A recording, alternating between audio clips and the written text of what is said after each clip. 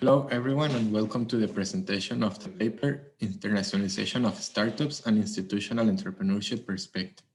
So the background of this study is to understand how and why startups become international, because it's still a relevant question in the current literature. So this paper intends to answer to both questions by incorporating the notions of institutional entrepreneurship. To explain why startups become international, a few studies have focused on analyzing the economic context and the institutional environment in which startups operate. So, unfortunately, it is not known about the characteristics of the entrepreneurs who founded the startups and how such characteristics affect the way in which the startups internationalize.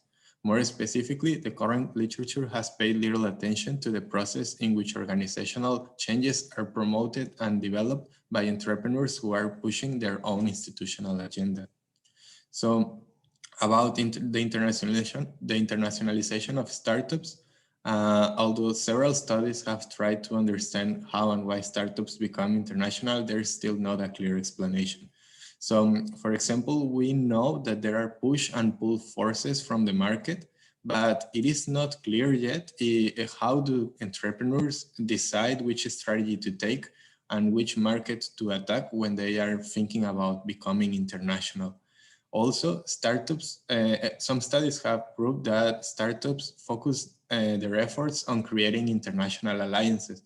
However, it is also not known how do they develop these alliances and what are the strategies that they follow to create these alliances. Also, regarding emerging markets, the current literature has not studied emerging markets as intensively as developed economies. So a few exemptions to this are this paper from Jafari Sadeghi, where the authors studied internationalization of SMEs in Italy and in Iran. So their findings point out that a lot of the challenges that startups face when they become international are specific from their home country, and these challenges are very different when they compare Iran and Italy. So it is clear that the context of an emerging market might play an important role on creating these issues and challenges. And now about institutional entrepreneurship. So for the purpose of this paper, institutional entrepreneurship is defined as the activities of actors who have an interest in particular institutional arrangements and who leverage resources to create new institutions or to transform existing ones. So in the case of this paper, in internationalization of startups, institutional entrepreneurship is relevant for at least two reasons. So firstly, because institutional entrepreneurship focuses on understanding how the individual envisions the world, its values and objectives. So this is very important in the case studies that will be analyzed in the paper. And secondly, because institutional entrepreneurship aims to explain how institutions are formed and transformed in the organization. So this is also very important when understanding how do startups become international. To make sense of the empirical findings of this paper, the Tracy et al. Framework will be used. This framework, it permits a clear understanding of the processes that allow the entrepreneur to create and transform the institutions in the organization in order to make it international. And also this framework considers a multi-level analysis, which includes the micro, meso, and macro levels. This is particularly interesting in the two cases that will be presented in this paper. So for the methodology, in order to understand how and why startups become international, this paper uses a qualitative methodology. To be more specific, this paper uses a comparative case study of two startups firms based in Mexico. So the data collection period began in January 2020, and it consisted mostly on semi-structured interviews, collection of private and public documents, and a few visits to the headquarters of the organization. So in total, 26 semi-structured interviews were conducted. All of them were recorded and transcribed into Spanish and then translated into English. Half of the interviews were for one organization and the other half for the other organization. Additionally to the interviews, also private and public documents were stored. and collected. So in total, 35 private documents were collected, mostly minutes from meetings and internal emails. Also, it was possible to complete 2 visits to the headquarters of the organizations, only 2, because due to the COVID-19 situation, it was not possible to conduct more visits. So in total, there were only 2, one for one organization and one for the other. The data analysis period took place between July and October, once that the interviews were completed. And the data analysis process was basically first creating a timeline with the most important events on how the organizations become international. And then the key events on those timelines were later analyzed deeply, and a table was created to understand each of these events that happen in the organizations. And finally, the representative data for the cases are quotations from the interviews, excerpts from private documents, and notes that were taken during the visits to the headquarters. So I would briefly talk about case study 1, which is the first organization, SmartTech Inc., or also called SMI in the paper. So this organization was founded in 2017 in Mexico. The founder of the firm is an electrical engineer with 20 years of experience in the industry. He mostly worked in American firms that worked in Mexico. SMI specializes in designing and installing technology systems in houses and buildings. They say that they make houses and buildings smart. So when the organization started in 2017, they focused mostly on the local market, on Mexican clients.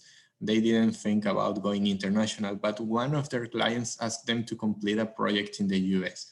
So the first thing that the CEO mentioned was that this was quite a huge challenge because they didn't know how to work in the US, like even legal stuff or even hiring employees in the US was very difficult. But he mentioned that the client was very helpful with him because he allowed him to and he also introduced him to specific law firms and human resources firms that help him to hire and sign the contracts to work in the US.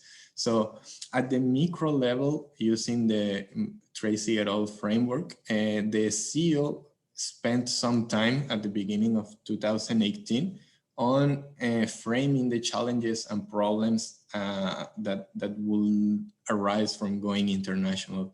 So at the micro level, the CEO framed the problems and challenges, and he also proposed some solutions which will underpin the strategy, the international strategy that will be applied on the whole organization. So in this quote from an interview, the CEO explains how he had to communicate this idea, but before that, before communicating the idea, he had to structure everything, the problems, the solutions, and the role that the strategy will play on solving these problems. Then later on at the meso level, the CEO had to communicate this idea, but he had to communicate it in a way to show coherence. So that's why he talked about the problems, but he also talked about solutions when he was able to have the contact of some key alliances in the US that will help him to develop this. And then he later developed and communicated his idea with other senior managers.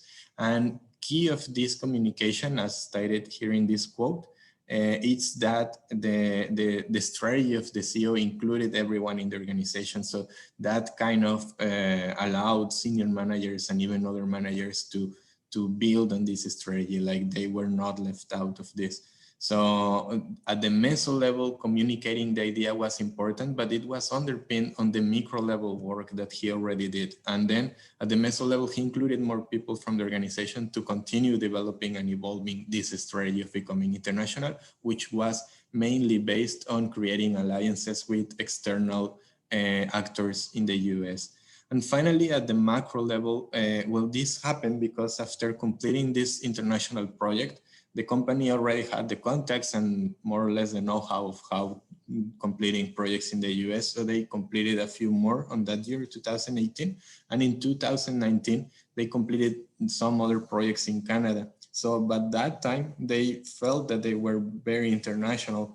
So at some point in 2019, they decided to acquire some international certificates, which played an important role at the macro level. First, it showed external actors that they were capable of completing international projects. So for external actors, it was like legitimizing the possibility that the firm could be international, but also internally, because as explained here by the coup, people inside of the organization realized that they were international because they had these international certificates. So this macro level, the actions were critical on making the organization international. At this point, everyone inside of the organization was sure that the company was international. And then the second case study, Visual Sync, is another Mexican startup founded in 2018. And this firm specializes in the production of audiovisual content. So this company mainly does two services. And the first one that they did at the beginning when they were created was to organize video mapping services, which is basically a projection of video and audio in a specific surface. So they mostly completed these projects when they were founded. And later they developed 2D, 3D animation videos, post-production and After Effects. This was their second service that they developed later on. So the story with this company is that they also in 2018, at the beginning of 2018, they only focused on video mapping to local clients in Mexico. So they were doing quite well at the beginning, but they were asked by a client to complete an After Effects project in the US. And he said that it shouldn't be that difficult because it was a digital work, but from the point of view of the CEO, it had major challenges. First, because the company focused more on video mapping and not really in After Effects. So that was the first thing. And second, because they weren't aware of the legal issues for working abroad in the US. So again, at the micro level, the framing the problem and maybe thinking about some solutions was critical. Again, also in this second case, the client gave him some ideas and gave him some context of how can he solve these problems because he already had some contacts in the US. So the CEO contacted people in the US, especially freelancers and some project leaders who will be able to complete the project over there. So after he structured his ideas, he framed the problems and he also proposed some solutions based on alliances from contacts proposed by his client. He communicated again his ideas at the meso level. So at the meso level, again, he built a whole strategy. He shared the strategy with the senior managers and he was able to convince senior managers because of the micro level work that he already did. He had a clear idea of the challenges and how to tackle these challenges. So he even had like an investment program and a kind of a budget to put into action his strategy. So at the meso level, again, senior managers were okay with him, were on board in this decision, and then they decided to put it into practice. So he hired some employees, he also bought the required equipment, and they began working here again. Alliances played a critical role because he had to rely on foreign actors. And finally, once that they completed this project, they were open because it was quite successful because these 2D, 3D post-production and After Effects services were quite cheap because compared to the US, in Mexico, labor apparently is cheaper in this industry. So he was able to have competitive prices. So after completing this project, he was hired a couple of more times. He also had to work in Canada and in Colombia, I think.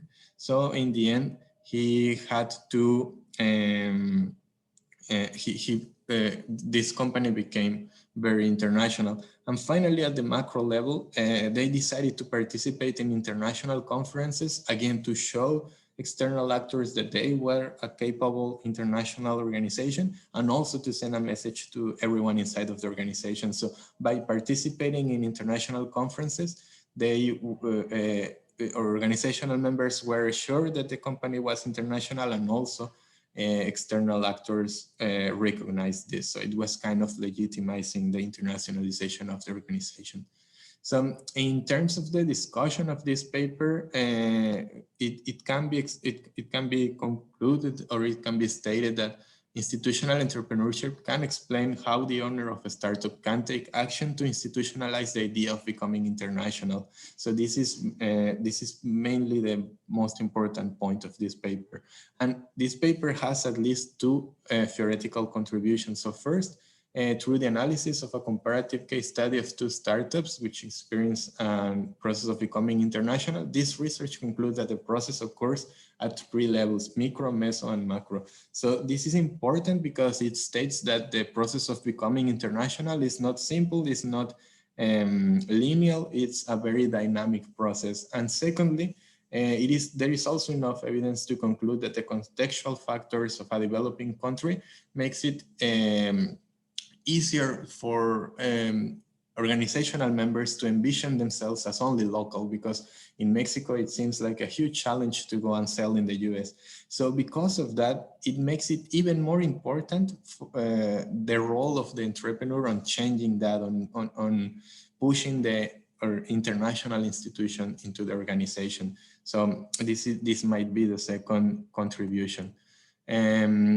If we analyze the first contribution at the multi-level analysis, well, at the micro level, both organizations spend some time on framing the problem and challenges, and then counterfactual thinking, which is a concept included in the Trace-Gerald framework, was also relevant because at the micro level, the institutional entrepreneur had to think about problems and solutions which will underpin the strategy that he will later communicate to his peers at the meso level. So without the micro level, the micro work, he wouldn't be able to create and develop an idea that will convince others. Then at the meso institutional level, in the case of the first firm, alliances played a huge role. Lawyers and human resources firms were included. These external actors were included on developing the whole strategy. So it was not only a matter of convincing internal actors, but also external actors, like in this case, lawyers and law firms and human resource firms in the US. And in the case of the second company, they also had to hire external people, especially freelancers, which added a lot to the organization and the internationalization process. And finally, both organizations legitimized their internationalization process by doing things at the macro level, like the certificates in the first firm and the conferences in the second firm. So the conclusion of this is that after a depth analysis performed in both organizations, there is enough evidence to conclude that through the lens of institutional entrepreneurship, it is possible to explain how and why startups become international.